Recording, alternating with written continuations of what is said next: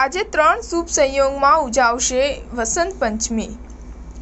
જ્ઞાન, બુદ્ધિ અને વિદ્યાની દેવી સરસ્વતીને પ્રસન્ન કરવા કરો રાશિ ઉપાય। ઘરમાં લાવો દેવીની ખાસ તસવીર। સનાતન ધર્મમાં વસંત પંચમીના તહેવારનું વિશેષ મહત્વ છે।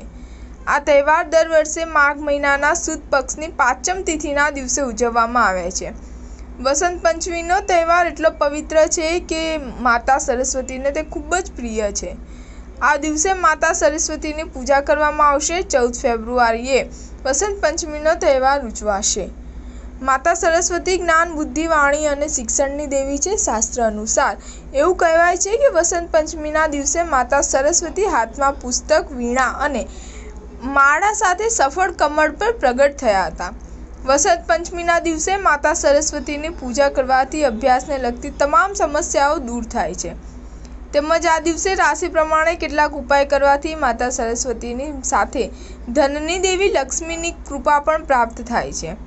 સનાતન ધર્મમાં વસંત પંચમીના તહેવારનું વિશેષ મહત્વ છે। આ તહેવાર દર વર્ષે માઘ મહિનાના સુદ પક્ષની 5મ તિથિના દિવસે ઉજવવામાં આવે છે।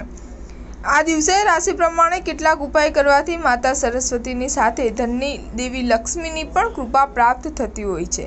સ્ટાર ન્યૂઝ 7 હંમેશા સચ્ચાઈની સાથે।